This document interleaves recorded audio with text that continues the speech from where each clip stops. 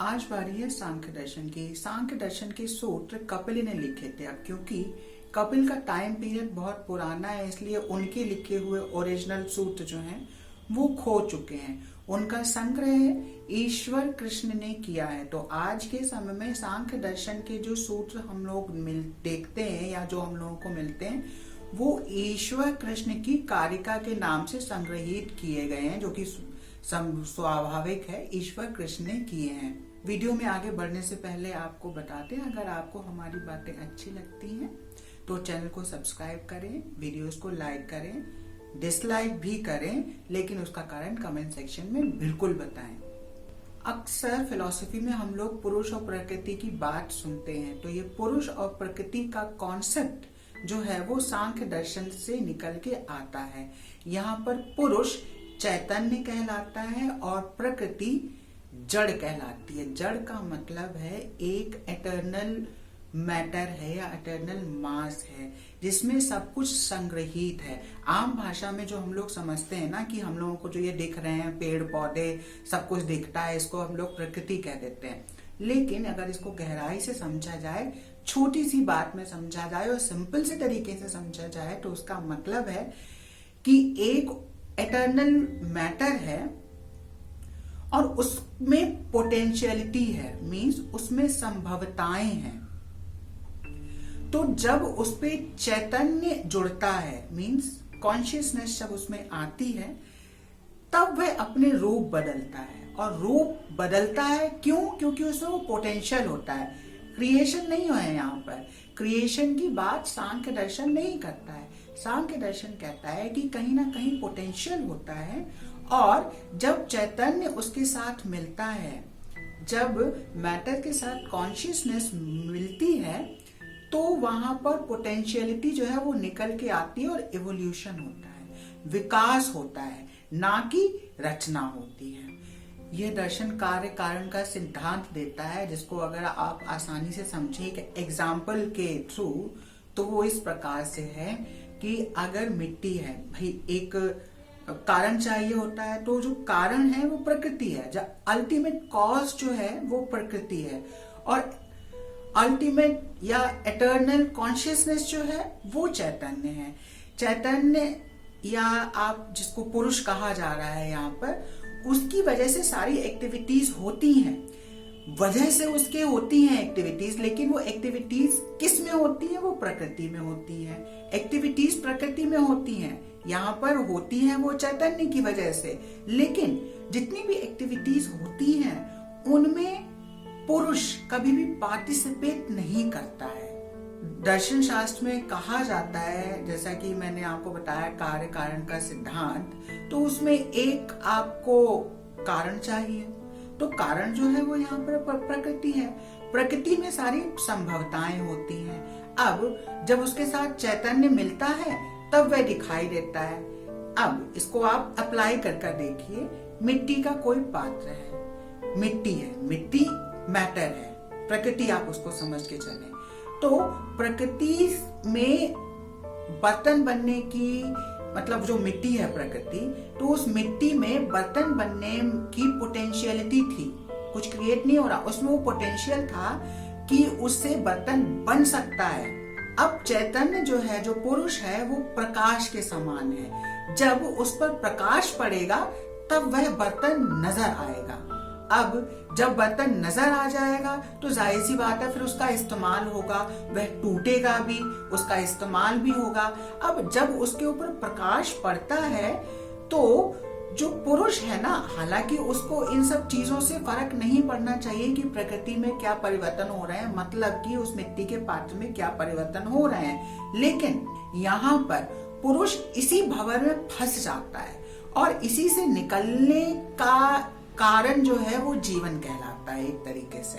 अब प्रकृति के 3 गुण होते हैं, आप ये समझ लीजिए प्रकृति में नहीं होते, इनसे मिलके ही प्रकृति बनती है, जो सत्व रजस और तमस कहलाते हैं। तो जो सत्व गुण है वह इस प्रकाश को कंज्यूम करने का काम करता है। जब प्रकाश को प्रकृति कंज्यूम करती है तो उसमें एक्टिविटी होती है, तो जो रजस है वो एक्टिविटी का काम करता है। उसके बाद जो नेगेटिविटी या जो पैसिविटी आती है वो, या इनडिफरेंस की क्वालिटी आप कह लीजिए, वो तमस गुण करता है। इन तीनों गुणों का जो बैलेंस है, जो इक्विलिब्रियम है, वो प्रकृति में रहता है। और जैसे ही पुरुष का समावेश प्रकृति में होता है, जैसे ही ये प्रकाश पड़ता है, ये तीनों गुण जो है ना वो हिलने लगते हैं, ये डिसबैलेंस होने लगते हैं, और प्रकृति जो है वो फिर इन्हीं गुणों को बैलेंस करती है, जिससे ये सब कुछ जो संसार है ना हमको चलता दिखाई दे रहा है। अब इस सब में जो कारण बन के आता है वो प्रकाश है, क्योंकि अगर प्रकाश नहीं पड़ेगा तो ये सारी चीजें नहीं होंगी। प्रकाश जो प्रकृति पर पड़ता है, मीन्स पुरुष जब प्रकृति के साथ मिलता है तो पुरुष में ये होता है कि उसमें ये ललायता आती है कि प्रकृति के अंदर और क्या है, हम इसको और जाने, हम इसको और जाने। और प्रकृति क्या है कि उसमें है तो सब कुछ, लेकिन जब तक उसके ऊपर प्रकाश नहीं पड़ेगा तो उसका होना ना होना कोई मतलब नहीं रखता है, इसलिए वो भी पुरुष की तरफ आकर्षित होती है। तो इस तरह से ये दोनों मिलकर काम करते हैं और सृष्टि जो है आगे बढ़ती चली जाती है। प्रकृति में इवोल्यूशन होता है, रचना नहीं होती है, प्रकृति का विकास होता है। जितनी सारी चीजें हम लोग देखते हैं, सांख्य दर्शन का ये कहना है कि ये सारी इसके ही अंदर छुपी होती है। प्रकृति का मतलब है प्रकृति, कृति से, ये जो कृति है इससे पहले क्या रहा, उससे पहले कुछ ना कुछ एक पोटेंशियल रहा, उस पोटेंशियल को जब सपोर्ट मिला या जब उसको लाइट मिली पुरुष की, तो वो इस तरीके से विकसित होने लगी। जब वो विकसित होने लगी तो उसी का रूप हम आप सब लोग हैं। यहाँ पर प्रकृति को सर्वगर्भा कहा गया है। क्यों? क्योंकि उसके अंदर सब कुछ समाहित होता है, उसको सिर्फ और सिर्फ एक सपोर्ट चाहिए होता है, जो कि उसको पुरुष का मिलता है, जिसकी वजह से उसमें एक्टिविटी हो सके। और पुरुष वह सिर्फ दूर से तमाशा देखता है, मतलब ये सारी एक्टिविटी उसके वजह से होती जरूर है, क्योंकि एक तरीके से वो इन सब पे प्रकाश डालता है, लेकिन वो खुद उसमें कभी पार्टिसिपेट नहीं करता है। मतलब वो एक इंटेलिजेंस है, वो ना कभी पैदा हुआ है ना मरेगा। उसी प्रकार से प्रकृति है, दोनों ही अपने आप में एटर्नल है, उनका ना कभी नाश होना है और ना ही वो कभी सृजन उनका होना है। प्रकृति का सिर्फ एवोल्यूशन होता है, विकास होता है। पुरुष प्रकृति का भोग करता है, इसलिए उसको भोक्ता कहा जाता है। और जैसा कि मैंने अभी अभी बताया आपको, प्रकृति को सर्वगर्भा कहा जाता है। और जितने भी परिवर्तन प्रकृति में होते हैं, ये तब तक होते रहते हैं जब तक प्रकृति इससे स्वयं संतुष्ट नहीं हो जाती है। और क्योंकि वह जड़ है, वह तो बदलती रहेगी और सब कुछ होकर वो फिर उसी प्रकृति में मिल जाना है। मतलब वो जहां से शुरू हुआ था अंत में वहीं पर चला जाना है। घुमा फिराकर बातें कही जाती हैं, लेकिन अगर आप इनका साथ निकालें तो वो सब कुछ एक ही निकल के आता है। यहाँ पर पुरुष और प्रकृति कह दिया गया है। इससे पहले वैशेषिक में और मीमांसा में उन लोगों ने कई कारण बताए थे कि आत्मा को कैसे जाना जाए, कैसे पहचाना जाए। यहाँ पर आत्मा या सुप्रीम सोल जो है उसको जड़ और चेतन दोनों में डिवाइड कर दिया गया है कि दोनों अपने आप में इंडिपेंडेंट भी हैं और वो इंटरडिपेंडेंट भी हैं। क्योंकि अगर दोनों अलग अलग हैं तो उन दोनों का अलग अलग होने से कुछ होने वाला नहीं है। वो होता तभी है जब दोनों आपस में मिलते हैं, जब जड़ के ऊपर चेतना पड़ेगी तभी एक्टिविटी शुरू होगी। अब वो क्यों शुरू होगी? क्योंकि प्रकृति में जो गुण हैं, 3 गुण जो मैंने बताए हैं, उनका बैलेंस बिगड़ने लगता है।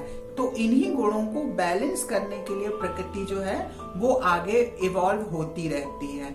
और जब ये एक्टिविटी शुरू हो जाती है, जो चेतना होती है उसमें भी आ जाता है कि इसको थोड़ा और जाने, प्रकृति को थोड़ा और जाने, थोड़ा और जाने। तो इस प्रक्रिया के चलते जो चेतना है वो भी उसमें आ जाती है, वो भी उसमें फंसने लगती है। हालांकि कहा जाता है कि वो उसमें पार्टिसिपेट नहीं करती है, लेकिन जब अब जो सोल है वही तो चेतना है, एक तरीके से देखा जाए वो पार्टिसिपेट नहीं करती, लेकिन वो उसमें उलझ जाती है और फिर अंत में उसकी मुक्ति होती है। अब आप इसको मुक्ति कह लीजिए या ये कह लीजिए कि जब प्रकृति अपने आप में संतुष्ट हो जाती है तब इस प्रक्रिया से वह अलग हो जाती है या इस प्रक्रिया को वो खत्म कर देती है। अब इसको आप एक छोटा सा एग्जाम्पल छोटे से कण में अप्लाई करके देखें। अब प्रकृति में तो बहुत सारी चीजें हैं, तो जब ये डिसोल्यूशन जब होगा तब आप सोचिएगा कि जो अल्टीमेट प्रकृति है वो बिल्कुल सेटिस्फाई हो चुकी है, तभी ये सब कुछ हो रहा है। यहाँ पर तो आप सोचिए प्रकृति का एक भाग है ना, अगर मैं एक इंसान हूं तो प्रकृति का एक छोटा सा हिस्सा है, और जो चेतना है मेरे अंदर, जो सोल है, वो उस जो सुप्रीम बीइंग या जो एटर्नल कॉन्शियसनेस है उसका छोटा सा हिस्सा है। तो हम लोग क्या करते हैं, अपने आप को जानने की कोशिश करते हैं। जीवन किस लिए, जो बार बार कहा जाता है, ज्ञान ज्ञान ज्ञान ज्ञान से आप अपने आप को जानेंगे, आपको पता चलेगा ये संसार क्या है क्या नहीं है, आप क्या है, आप यहाँ आने का कारण क्या है, यही सारी चीजें पता चलेंगी। तो जिस दिन हम लोगों को ये संतुष्टि मिल जाती है, मीन्स जो प्रकृति है, जो हमारा शरीर है, जिस दिन इसको ये संतुष्टि मिल जाती है, उस समय जो चेतना है वह अलग हो जाती है, दोनों अलग हो जाते हैं। अदरवाइज क्या होता है, हमारी जो आत्मा है, हमारा जो शरीर है, जो प्रकृति से बना हुआ है, हार्ड मास से, क्योंकि पंच तत्व है और जो 25 और भी तत्व जो बताए गए हैं इसमें, वो बहुत बड़ा है। 5 सेंसेस और पंच महाभूत, और उसके बाद जो उनके इफेक्ट्स और कॉजेस होते हैं, वही सब कारण होते हैं। इफेक्ट्स होते कॉज होते हैं और फिर उनका इफेक्ट होता है। तो जब हमारा शरीर जो चेतना है उसको मुक्त कब करता है, जब हम लोगों को सब कुछ मिल जाता है, जब हमारा शरीर संतुष्ट हो जाता है। संतुष्ट हो जाने का मतलब है या तो थक जाता है या बिल्कुल अपने आप को पहचान लेता है, तभी चेतना प्रकृति से अलग हो जाती है। अदरवाइज जब तक ये सारा प्रोसेस चलता रहता है, ये एक्टिविटी चलती रहती है, तब तक चेतना जड़ के साथ फंसी रहती है। हालांकि वो उसमें पार्टिसिपेट नहीं करती है, लेकिन फिर भी वो उसमें फंसी रहती है। सारा ज्ञान जो है वो तो हमारी चेतना ही डालती है ना, कॉन्शियसनेस ही तो सारा काम करती है। अगर आप कुछ भी कर लीजिए, लेकिन अगर आप कॉन्शियस ही नहीं है, आप सो रहे हैं या मरे हुए पड़े हैं, तो उससे फायदा क्या होगा, कुछ नहीं होगा। वो सारी चीजें आपके सामने, खाना रखा है, कुछ भी रखा है, अगर आप में चेतना नहीं है तो उसका कोई मतलब है, आप उसका भोग कर पाएंगे, नहीं कर पाएंगे। इसीलिए उसको भोक्ता कहा गया है। और सर्वगर्भा किसे कहा गया है, प्रकृति को, यानी कि ये शरीर हमारा, इस शरीर में हम सारा भोग कर रहे हैं। खा भी रहे हैं हम लोग, क्यों खा पा रहे हैं, क्योंकि इस प्रकृति में ये पोटेंशियलिटी, प्रकृति का मतलब है यहाँ पर इस शरीर में ये पोटेंशियल है कि ये खाना खा सके, ये उठा सके। दूसरी तरफ अगर देखें तो इस प्रकृति में पोटेंशियल था कि वह अन्न का दाना पैदा कर सके।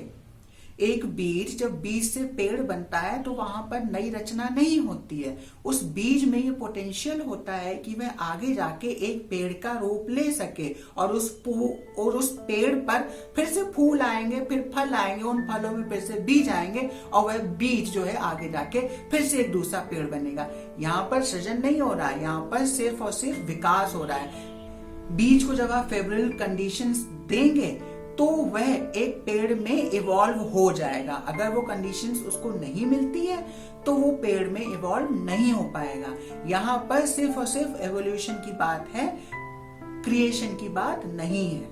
तो उस बीज में वो पोटेंशियल था, तो वो पोटेंशियल प्रकृति में है। प्रकृति का रूप हम लोग हैं, हमारा ये शरीर है, और चेतना जो है वो कॉन्शियसनेस है। तो ये शरीर में जब तक आत्मा नहीं होगी तब तक इसका कोई मतलब नहीं है। जब आत्मा होगी तभी सारी एक्टिविटी शुरू होंगी, जैसे सारी एक्टिविटी शुरू होंगी वहां से डिसबैलेंस चीजें होने लगेंगी, और इस डिसबैलेंस के होने के कारण ही सारी एक्टिविटी होती है, और ये सारी प्रकृति और जितना ये सब कुछ आप देखते हैं संसार, ये चलता रहता है, ऐसे ही चलता रहता है। और जब प्रकृति संतुष्ट हो जाएगी, चेतना अलग हो जाएगी, प्रकृति फिर से अपने मूल रूप में आ जाएगी, और फिर से ये सारी चीजें जो है ना शुरू हो जाएंगी। मैंने अपना भरसक प्रयास किया है आप लोगों को समझाने का कम समय में। उम्मीद करते हैं आपको अच्छा लगेगा। अगले वीडियो में फिर हम आपके सामने एक नया स्कूल लेकर आएंगे। तब तक के लिए